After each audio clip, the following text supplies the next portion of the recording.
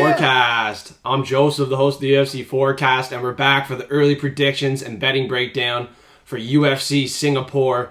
Main event, Max Holloway and the Korean Zombie. And last week, I'm sorry for having the final prediction show out there late. I had to put on a metal roof. I didn't have time to edit the video, so I had to completely cut out the prelim picks and just give my main card predictions and my props of the week. And, you know, the main card was pretty rough for us last week, so we're going to go over a quick recap.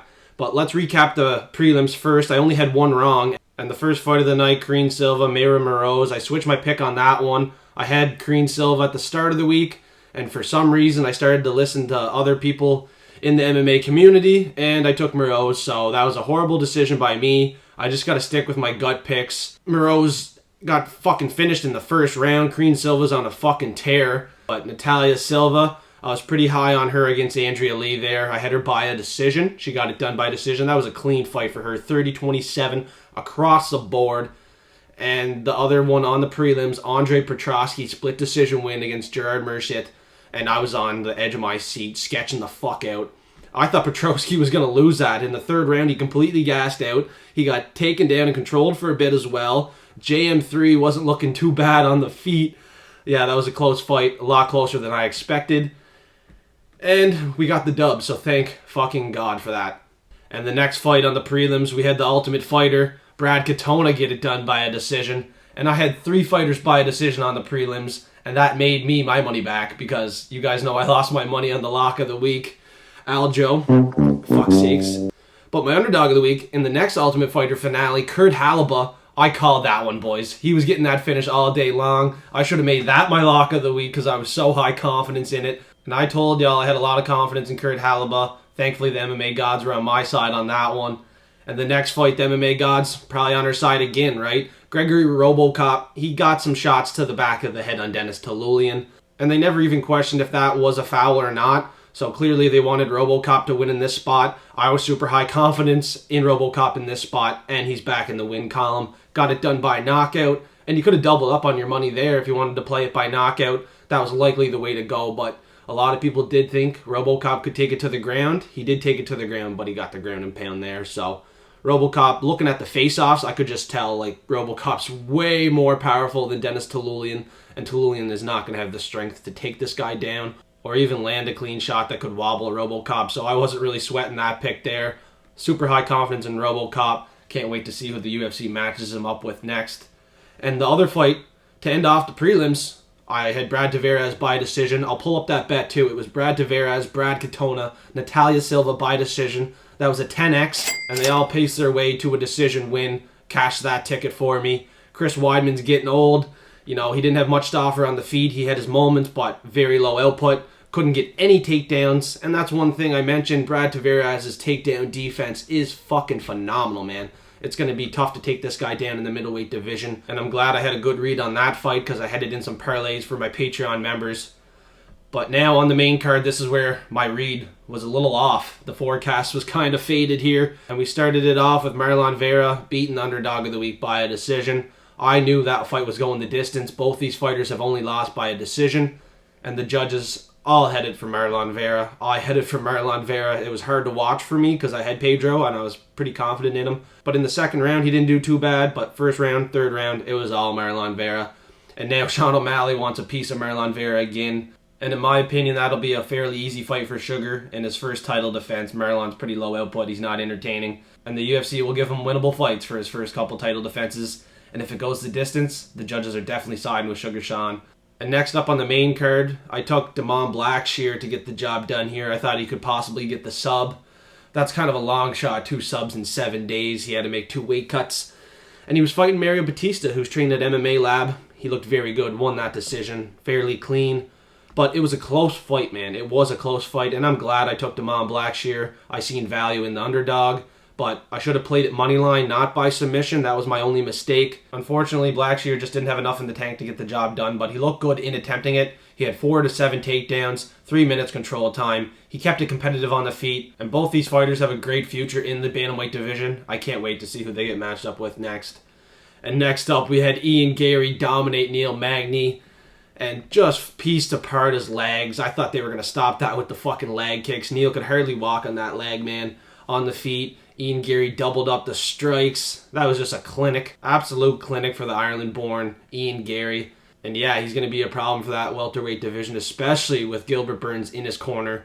He's probably going to go back to Brazil, get more training in, and hopefully we get to see more of his grappling. I know we didn't get to see much of that. A lot of people called the submission, but like I said, it was probably going to be a decision, a knockout. We just haven't seen the submission or grappling ability of Ian Garry yet, but I think we will. And next up, I was super high confidence on this fight, Weili Zhang and Amanda Lemos. And if you took my high confidence picks, you made a parlay, you probably could have made some money if you left the last fight of the night out. We'll talk about that one in a minute. But Weili Zhang got the takedowns, got the control time, got the strikes. Should have got the finish, sorry about that. But the fucking judge should have stopped that.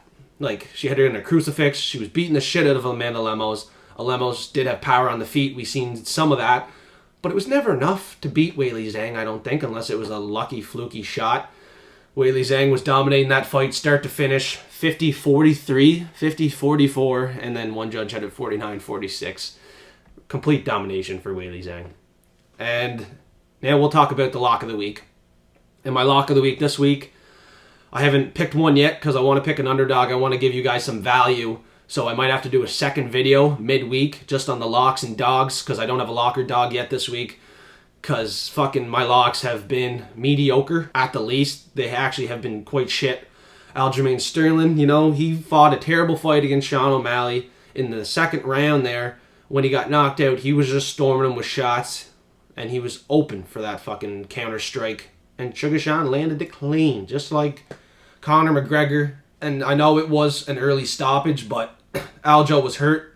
He fell to his face, and he was getting rained on from punches from Sean O'Malley, but he still had some fight in him. He wasn't completely out of the fight ever, and he turned to get back up when the ref jumped in to stop the fight. So it was a championship fight. I don't think the ref should be stopping it that fucking early, especially when the champ's getting hurt. Like, give him, like, a couple more seconds or something. Like, that's all I'm saying. I'm not saying, like, it was a bad win for Sean or, you know, they robbed Aljo, anything like that. All I'm saying is I would have liked to see the ref give Aljo a little bit more time since he was the champion. It's a championship fight. Stakes are high, and he was never completely out of the fight. He was still fighting back. You know, he was on his back, putting his hands up like that, whatever.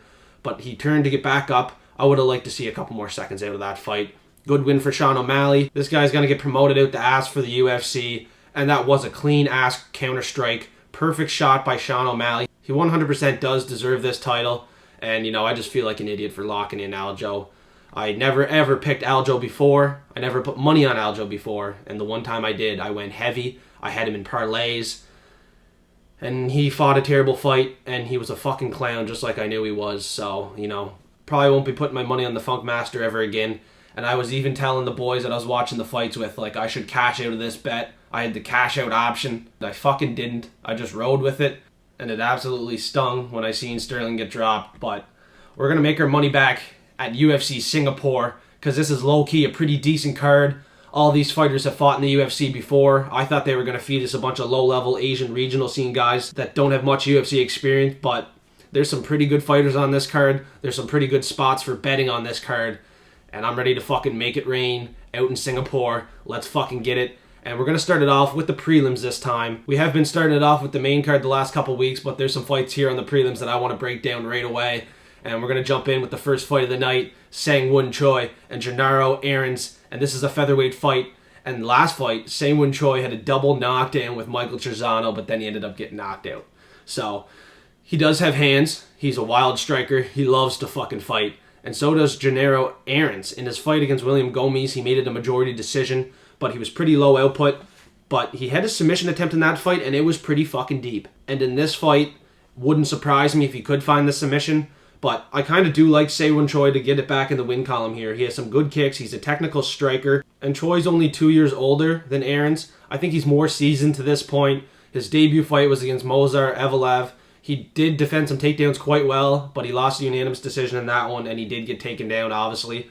And he also lost a split decision to Joshua Kulibao, another pretty good prospect in the division, so that's not a fucking bad loss to have. The two submission losses he has on the record, Gavin Tucker when he was doing good, and Alex Caceres, who can always pull a fluky sub.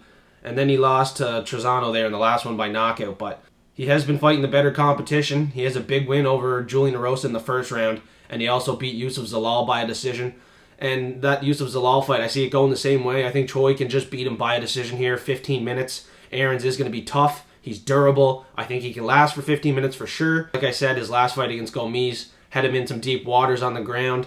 You know, that could happen again against SeungWoo Choi. He could get submitted. He did get submitted against Gavin Tucker and Caceres, like I said, but I'm going to ride with SeungWoo Choi for a decision win here. Let's get it. And next up, we got a women's fight between Liang Na and JJ Aldrich. And Aldrich lost a lot of people some money on Ariana Lipski, but, you know, she's not bad. She has a decision win over Jillian Robertson, Courtney Casey, and Polyana Viana. She's a grinder, and all of her wins in the UFC are by decision. She's tough enough not to get finished unless she's fighting a high-level opponent like Tatiana Suarez in The Ultimate Fighter. She got submitted to her in 2016. And then Raquel Pennington also submitted her in 2011 in the amateur scene. So JJ Aldrich low-key has some very good competition under her belt. She has been in there with some good competition.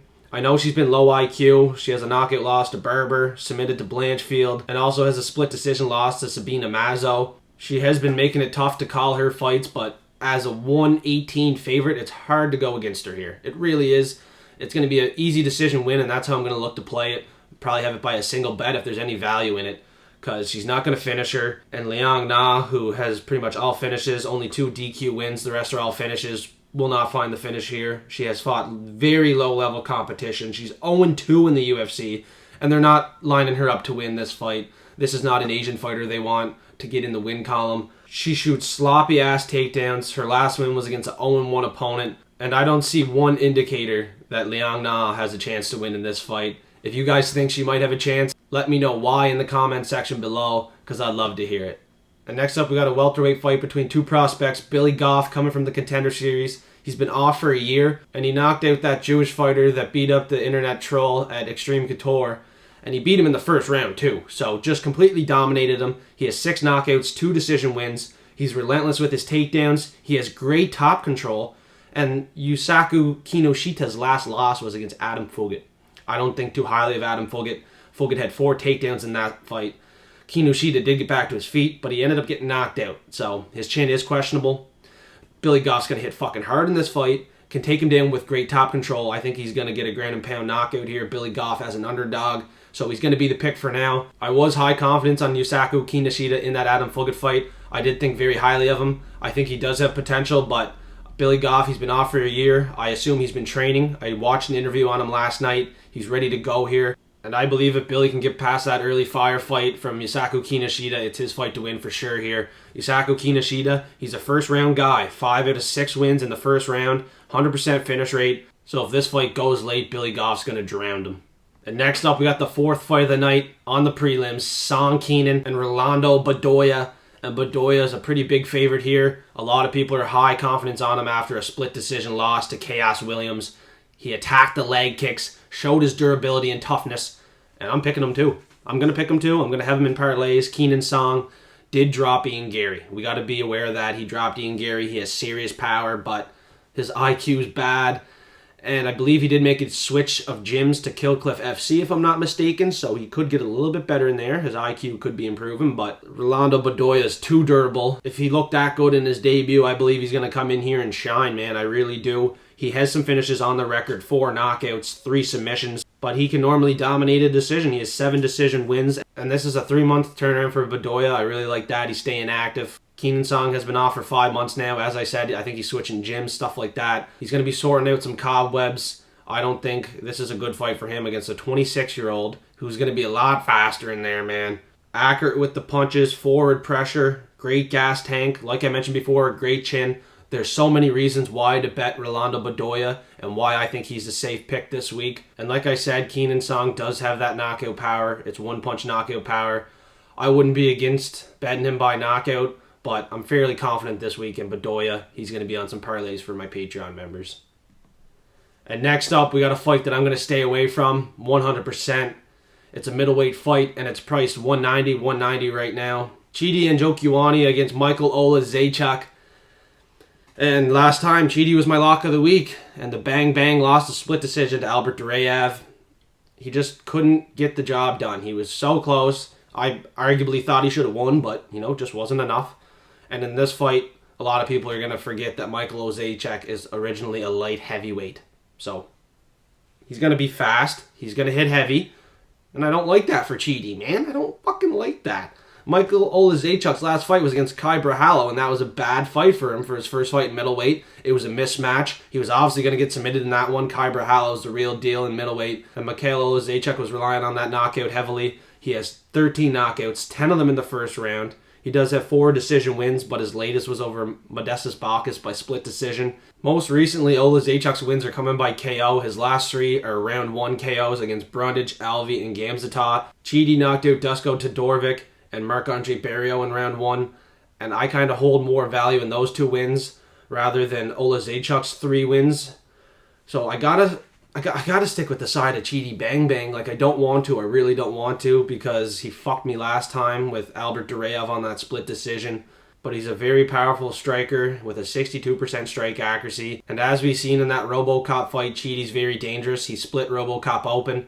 But then at the same time, Chidi's a terrible fucking nail, man. He got knocked out in that fight. After looking like he was clearly going to win it, he got knocked out. So he's a good hammer and he's a bad nail. That's one thing I have on my notes here. So Chidi's probably going to get smashed in the first round in this fight, and Oleksiejczuk's going to pick up his first win at middleweight. And he could be a big problem at middleweight too if he finds this win. And I just said I was picking Chidi. Now I'm fucking talking like I'm taking Oleksiejczuk. And I'm not going to lie, I have a page full of notes here, and I don't even have a pick yet on this fight. I swear to God, I don't even have a pick yet. And I thought I'd wake up this morning and be a little bit more confident on some fights. And the 2 fights I didn't have a pick on yet, I'd have a pick on. And we're here doing the predictions, and I don't really have a pick yet. So let's do this. I've never done this before. If I had a gun to my head, who would I take? Gun to my head, I would probably have to side with...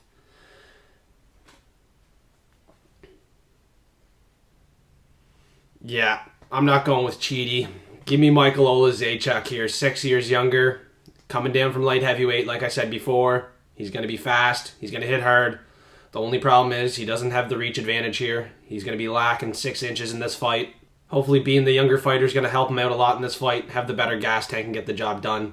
And next up on the prelims, we got a bantamweight banger between Toshiomi, Kazama, and Garrett Armfield. And Kazama just got knocked out to Rinya Nakamura, who's on the main card. He's the real deal. But he's been knocked out 2 times in the last 2 years. His chin has been very questionable. He's a wild striker. He just goes in there firing random shots. And Garrett Armfield's very technical. He can easily shoot a takedown, get some control time here, and get multiple takedowns if he wants. I know Armfield has fought some pretty low-level competition, but on the Kazama side, he's fought some low-level competition as well. But the difference in this fight is going to be the value in the losses that these guys have. Armfield has lost to a guy that's 8-2 that's going to be fighting on the Dana White Contender Series. And he also has a loss to Ronnie Lawrence, which isn't a bad loss to have on the record as well. Kazama just has not fought the level of competition as Armfield. He's fighting mid-level competition on the Asian regional scene. And I forecast that Garrett's going to have no problem executing his game plan. He's going to be the much smarter fighter in there, and he's going to win this fight. And next up, we got the prelim headliner. It's a heavyweight fight between Waldo Cortes-Acosta and Lukasz Brzeski. And Brzeski, he's originally a 205er, man. He's really small for heavyweight. I don't know why he's still here at heavyweight. And he reacts when he gets hit. And Waldo Cortes fights off that jab. He's slick, he's athletic, he's fast, and he's winning this fight at 128. I 100% guarantee you that. His 2 wins in the UFC come by a decision, Jared Vanderaa and Chase Sherman. But he has trouble checking those leg kicks. So hopefully he can check those. Lukasz Brzeski is able to get some leg kicks, and he could be able to get some takedowns. But Cortes has a pretty good takedown defense, and he's so athletic that I don't think it's ever going to get there. He's going to keep it at distance. He's going to pop that jab, and he's going to win this fight, man. I don't think too highly of Lukasz Brzeski. I think he should probably be fighting at light heavyweight. He'd have more success there. He has no credible wins on his record, and he lost to Martin Boudet by a decision, Carl Williams by decision. I see this going the exact same way. This is a fairly easy breakdown for me, and a lot of people might think that Waldo's takedown defense is shit because he got taken down 6 times against Marcos Rodrigo de Lima. But if you really think about it, de Lima is a filled-out heavyweight, and Lukasz Brzeski is not, so Brzeski will not have that same success. And if you haven't yet, please smash that like button and suplex the subscribe button. I really appreciate that support. We're on the road to 500 subscribers, and once we get there, I'm going to give away $500 in my Discord. Discord's absolutely free if you want to join that. I have a great community going and growing as we speak. The forecasters have been making money, and we have been making it rain. And I'm telling you, we're going to be one of the next biggest shows on YouTube here. The UFC forecast has came a long way in the last year, and I'm super proud of myself and what we have accomplished. And I'm super proud of the community as well, too. Thank you, everyone, for the support. I would not be here without you guys. I would not continue doing videos if it wasn't for your guys' support. So here we go. Let's get into this main card, and let's turn things around from last week's main card. And we're starting it off with a heavyweight clash between Junior Tafa and Parker Porter. And Parker Porter, his last loss was to Justin Tafa, the brother of Junior, and he got knocked out in the first round. So a lot of people are going to be high on Tafa this week for that knockout. He has 3 knockout wins in the first round, and all 4 wins are by knockout. So if he's going to win, it's going to be a knockout, likely in the first round. But Parker Porter's last fight, I was against him. I took Braxton Smith, and man, I looked like an idiot. Parker Porter wore the shots of Braxton Smith, and then he knocked him the fuck out. And he looked slimmer in that fight, and he looked a lot quicker. So I think Parker Porter might come in here and expose the grappling abilities of Tafa, because he got taken down against Muhammad Usman, and he got controlled, and he gassed out. That's one thing I'm looking at for heavyweights. Like, who has the better gas tank? If you have the better gas tank, I'm probably going to put money on you, because it's a 15-minute fight. It's not a 5-minute fight. And through the course of 15 minutes, Parker Porter's going to win this fight. And he's sitting as an underdog right now. So this is one guy that very well could be an underdog of the week or a lock of the week. Pretty high confidence in Parker Porter, but the age discrepancy is very scary. But with the age comes experience, so I like that. Parker Porter has very good experience. He knows how to get the job done by a decision. But we also just seen him turn on the Jets and get it done by finish. So money line's a very good bet for Parker Porter, especially when it's at even money or plus money. All of Junior Tafa's wins are pretty easy, winnable fights for him. And he's never faced too much adversity other than that last fight against Usman. He's going to face the same adversity against Parker Porter. His cardio is fairly bad, and outside of a first-round knockout, I don't see Tafa winning this fight. And next up, we got a high-confidence pick for me this week, and it's a women's fight between Erin Blanchfield and Taila Santos. Taila Santos just lost a split decision to Valentina Shevchenko. She has 2 split decision losses, but her other split decision loss was in her debut to a 12-9 opponent. That was in 2019. And in 2019, Erin Blanchfield lost to Tracy Cortez by split decision. So, I mean, Erin Blanchfield being 6 years younger here, and in 2019 fighting the higher level competition. And let's not forget, Blanchfield won her last 8 fights. Her last 3 wins are all by submission as well. She's looking like the real deal. She's looking like the next title holder. But I guess this is it. This is a title contender fight between Blanchfield and Santos. Clearly, I'm going with Blanchfield in this fight. And as they should, they scheduled Shevchenko and Grasso number 2. I'm looking forward to that fight. Hopefully Shevchenko can get her belt back. But either way, I think Blanchfield's going to come in there and beat whoever the champion is. She is the real fucking deal. And I think there's a little bit of Russian in her blood. Like, does anybody know if she's training with Khabib and Makhachev and them? Because, like, she is so much better than the other girls in this division on their ground. It's phenomenal. She submitted Andrade, McCann, Aldrich, making easy work of them. Taila Santos took McCann to a decision, wasn't able to finish her. The finishing abilities in Blanchfield. I think she's going to be the one getting takedowns in this fight, and she's going to be the one with the top control and pressure. She's going to win this fight with ease. Across the board, her numbers are phenomenal. 77% takedown defense, 6 strikes a minute, 61% strike defense, averages 3.5 takedowns at 63%. Like, there's so many good reasons why Erin Blanchfield can and will win this fight. And you could very well see her as my lock of the week. She's sitting at 166. That's great value. And I'm telling you right now, it's safe to parlay. Next up, we got a massive favorite on the card, Rinya Nakamura against Fernie Garcia. And Nakamura shut Kazama's lights out in the first round there on the road to the UFC. This guy has beat all the competition that he was put up against. And he's finished 6 out of 7 of them, 5 out of 6 in the very first round. He's a dominant wrestler, relentless with those takedowns. He's high volume, and there's really no doubt in this guy if he's the real deal or not. His last 3 wins are all first-round finishes. He averages 4 takedowns right now at 66%, 100% takedown defense. On the feet, on the ground, he's going to dominate this fight. Garcia, his last wins here are by a decision, and it's to a 4-2, 4-8, 3-4, 4-5 opponent. It was all in the LFA, and 2 of them were by split decision that he won. Like, he's fought some fucking low-level competition. His only knockout win was against Joshua Weems in the Dana White Contender Series in the first round. That's how he got the contract. But now he's here, and he's been struggling. He's 0-2 in the UFC, 39% strike accuracy, and he lost to Brady Hindstand and Journey Newson, and his loss before the UFC was to a 7-6 opponent. So he's beaten a 4-2, 4-8, 3-4, 4-8 opponent by decision, and then he's losing to a fucking 7-6 opponent by a decision. Like, this guy should not be in the UFC. He's not UFC caliber. His 10-3 record's clearly padded, and he's not going to beat the Japanese prospect Rinya Nakamura, who's clearly lined up to get the win here in Singapore. I would not waste a cent on Fernie Garcia. And next up, we got a very entertaining fight between JJ Aldrich and Alex Caceres. And JJ, he was potentially en route for a title shot before that Calvin Kattar loss, but he got pieced up in that fight. Calvin Kattar just took advantage of him and pieced him apart. And JJ, he is a very dominant striker. He has great leg kicks. He attacks your liver. And I think he's going to be the better striker than Alex Caceres. But Caceres is a 275 underdog. It should be priced closer in my opinion. He just dominated Daniel Pineda, who's very dangerous, by a decision. Outstruck him. But I think he could take this fight to the ground and get a submission. He submitted Austin Springer in the first round, and Austin Springer's the guy that beat JJ in the Dana White Contender Series by submission. The submission's live as hell. And when I first looked at this fight, I thought JJ was probably a safe pick, but now I'm not thinking that whatsoever. And I'm telling you guys, probably leave him off parlays. Like, I hope he's listened too, because Alex Caceres is live here. I think on the feet he could make it competitive as well. He's southpaw. That's going to be tricky for JJ. And JJ's been off for a fucking year and a half, man. Like, why are you so inactive, man? I really liked what I was seeing from him. He has a great striking defense and a good takedown defense, but he's so inactive, man. And Alex Caceres is active. And I've liked what I've seen from Caceres recently, especially that head kick against Julian Erosa.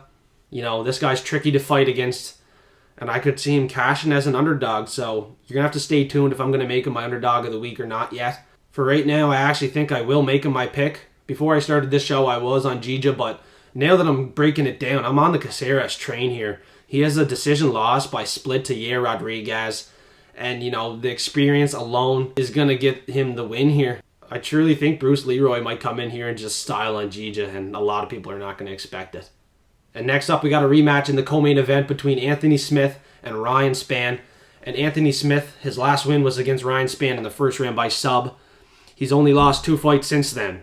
A knockout to Magomed Ankalaev, which I was fairly confident was going to happen.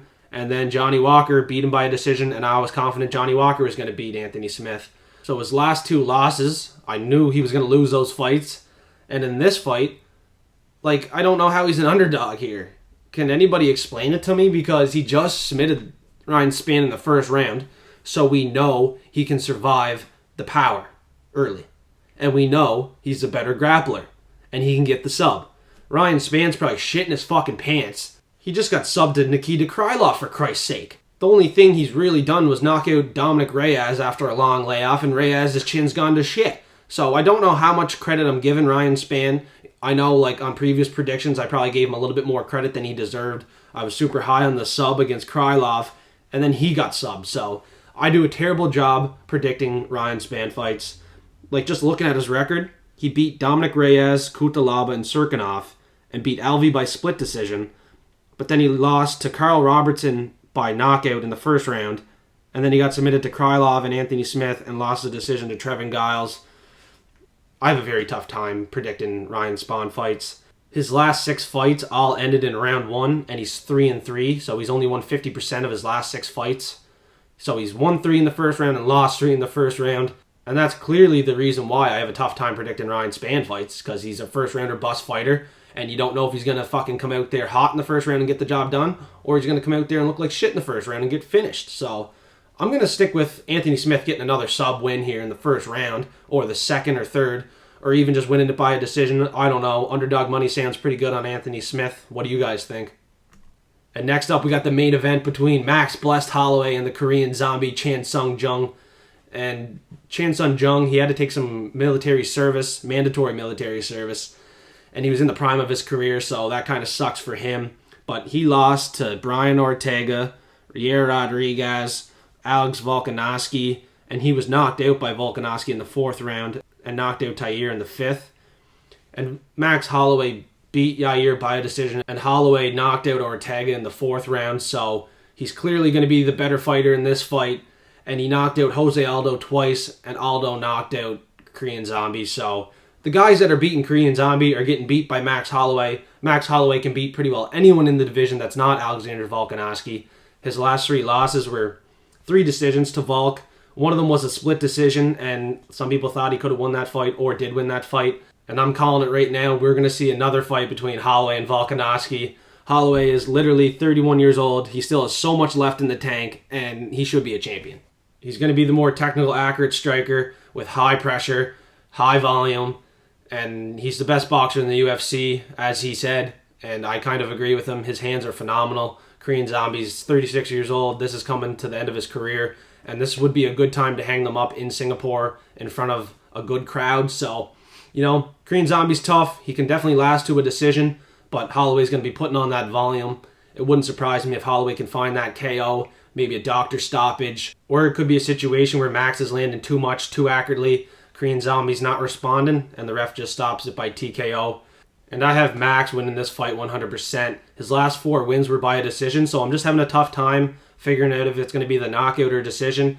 Honestly, it can go either way, 50-50. So money line, unfortunately, is the best way to go here, but it's 112. Ideally, I'm going to try to figure out if it's going to be a decision or a knockout for Max Holloway and try to add it in a little parlay, something like that. And that's all, folks, for UFC Singapore. Thank you for watching. Thanks for tuning into the forecast. If you haven't yet, smash that like button, suplex the subscribe button, because I'm giving away $500 once I hit 500 subscribers. And we're getting very fucking close. We just passed our year anniversary as a forecast, and we're going to continue to make it rain. So please stay tuned for UFC Singapore's final predictions, post-weigh-in face-off show. I'm going to have that out there Friday. And like I mentioned in the video, I might have a midweek video this week just on my locks and dogs of the week, because I haven't locked in anyone. And I don't even have an underdog of the week yet. But if you guys listen to all the predictions, you guys know who I'm confident on this week. And you could pretty well guess who I'm going to lock in and make my underdog of the week. So please join that Discord. You're going to get early and exclusive access to my lock and dog of the week and props of the week whenever I post those on Thursday. And you also get access to a great community that's posting their bets in there, and they're talking about fights. So I really expect to see everybody in the Discord. Forecasters are making it rain. And I'd love to see you become a forecaster, because we are going to the top. And if you want to support me, just join my Patreon. It's only $5 a month for exclusive and early access to all my bets. I have a Platinum Picks and Forecast Forensic as well. Once again, thank you for watching the UFC Forecast, and let's make it rain in Singapore.